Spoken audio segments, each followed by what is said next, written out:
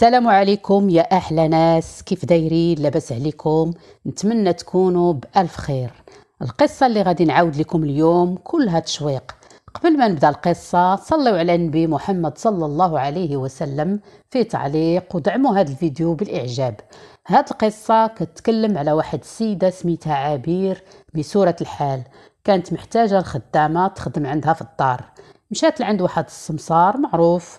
اي حد محتاج لشي خدامه كيمشي لعنده وتيقلب ليه عليها بالمواصفات المطلوبه. المهم جات عنده عبير وقالت ليه باللي بغات شي خدامه وتكون بهاد المواصفات. السمسار وافق وقال لها اعطيني شي ايامات نقلب لك عليها وما يكون غير خاطرك. من بعد واحد الايام اتصل بها السمسار وقال لها باللي لقى لها واحد الخدامه بجميع المواصفات اللي باغياها.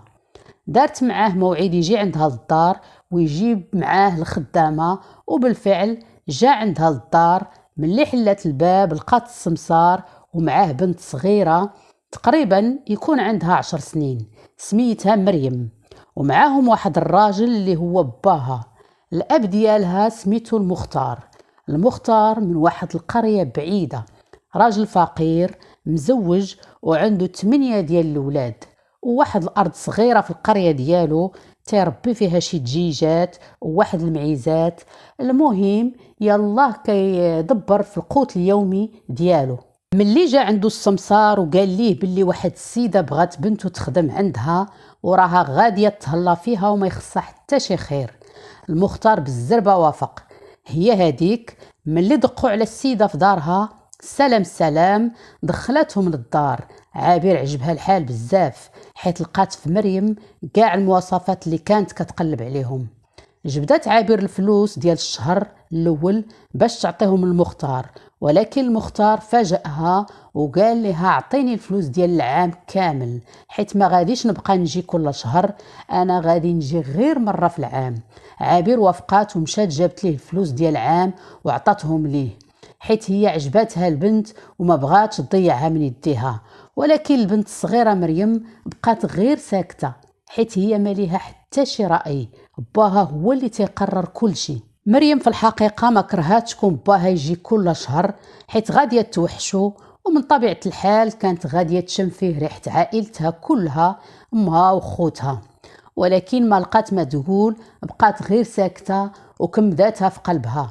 هي هذيك باها غادي يمشي بحاله وعابر غادي تسد الباب وغادي تملي على مريم القوانين ديال الدار اللي خاصها تنفذهم بالحرف، ما خلاتها حتى تسخن بلاصتها. قالت عابر لمريم ملي نكون ندوي معاك نزلي عينيك في الارض وما تشوفيش فيا. تاني حاجه غادي تعيطي ليا لاله وراجلي غادي تعيطي ليه سيدي. المهم قالت ليها بزاف ديال الشروط، منهم ما خاصهاش تمشي تاكل من الثلاجه الا بالاذن ديالها، وبانها هي اخر وحده غاديه تنعس في الدار من بعد ما تكمل شغالاتها كاملين. وفي الصباح خاصها تنوض هي الاولى توجد الفطور قبل ما يفيقوا كاع اللي في الدار. عابير كتملي على البنت الصغيره الشروط كامله، والبنت منزله عينيها في الارض وحانيه راسها. وصل الليل عابر ورات لمريم البلاصه اللي غاديه تنعس فيها وهي الكوزينه، وعطاتها واحد اللحاف قديم وإزار مكرفص باش تنعس عليهم، ولكن شرطات عليها ما تسرحهم في الكوزينة حتى ينعس كل شي، وفي الصباح غادي يتجمعهم قبل ما يفيقوا. وقالت لها وياك النوض ولقى الفراش ديالك باقي مطلوق.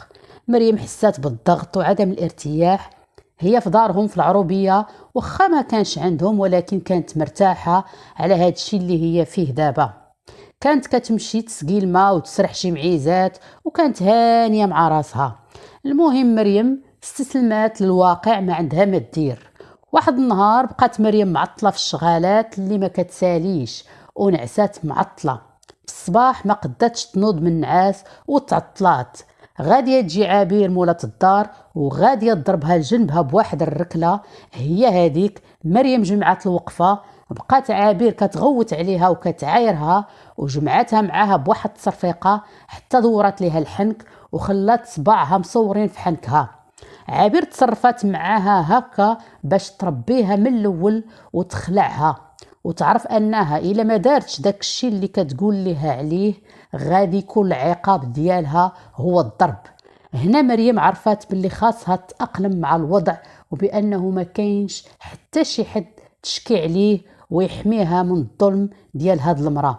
دازت ليام، مريم ولفت هاد الحياة الصعيبة اللي كتعيشها ونسات الحياة ديال العروبية، ولكن ملي كتحط راسها على المخدة بالليل عاد كتفكر باها وامها وخوتها وكتوحشهم، وكتبدا تحسب وقتاش يكمل العام باش تشوف باها.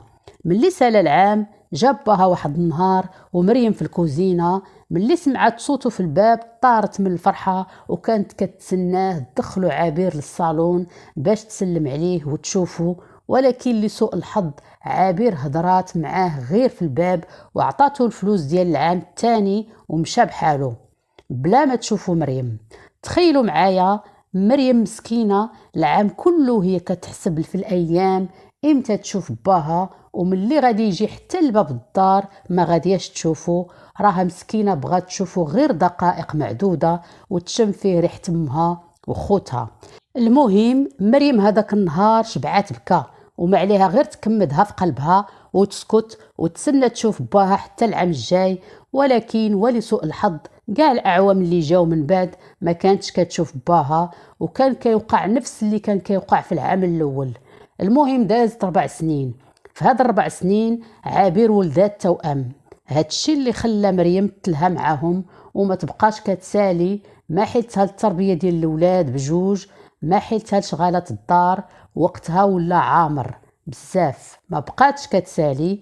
ملي دازت هاد 4 سنين مريم ما بقاتش طفلة صغيرة، ولات بنت كبيرة شوية، ولا عندها 14 سنة وولات باينة على ود هادشي. عبير لاحظات بأن زوجها ولا ديما كيبقى حاضي مريم بعينيه وهي غادة وهي جاية، دخلها الوسواس. المهم بقات عبير حاضية راجلها. واحد النهار قالت عبير للزوج ديالها أنا غادية معروضة عند عائلتي، وقالت ليه غادية نبات عندهم. الزوج ديالها فرح وقال لها واخا سيري. عبير خرجت من الدار ومشات للعراضة ديال عائلتها. راجلها قال لمريم ما تطيبيش العشاء، وقال باللي غادي يجيب الماكلة واجدة من المطعم. خرج وفعلا مشى جاب معاه دجاج مشوي والعصير ورجع للدار وقال لمريم باش تجلس معاه في الطابلة وتعشى معاه.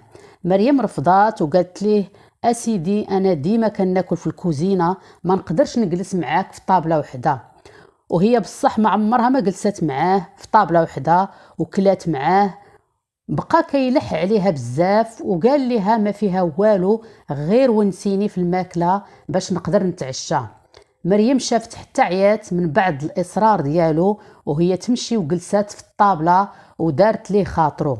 بقات كتاكل هي وياه. في واحد اللحظة حلات عبير باب الدار ولقاتهم كيتعشاو بجوج بهم في طابلة وحدة. مشات لعند راجلها وعطاته واحد التصرفيقة حتى دار ليه الحنك. راجلها ما كان عنده حتى شي رد فعل حيت هو أصلا ضعيف الشخصية قدامها، وبقات كتعاير فيه. وديك الساعة جرات على مريم من الدار في نص الليل. مريم خرجات كتجري، كملات الليلة ديالها في التحت ديال العمارة مخبية الليل كله وهي كتبكي كتسنى يطلع الفجر. ملي طلع الفجر بقات غير غادية في الشوارع ما عرفات فين غادية. طابوا ليها رجليها بالمشي وهي تجلس في واحد الجردة ترتاح. بقات كتبكي. شافها واحد الراجل كبير شوية وقال لها مالك بنتي كتبكي، اشنو المشكل اللي عندك؟ مريم هزت عينيها في هذا الراجل وبان لها بأنه باين عليه راجل مزيان، وهي تعاود ليه القصة ديالها كلها من الأول حتى الآخر. وقالت ليه باللي هي ما كتعرف والو في هاد المدينة، بقات غير تالفة فيها. هاد الراجل بقات فيه بزاف وقال لها ما تهزيش الهم بنتي، أنا غادي نعاونك. في الأول مشى هاد الراجل وجاب لها ما تاكل حيت مريم كانت ميتة من الجوع. من بعد قال لها هاد الراجل طيب أحسن حل عندك يا بنتي هو أنك ترجعي لداركم عند والديك، راه المدينة عامرة مشاكل وانت يا بنتي باقة صغيرة والتجارب ديالك في الحياة محدودة. قالت ليه مريم باللي ما كرهاتش ترجع لدارهم وباللي هي باغية ترجع لدارهم.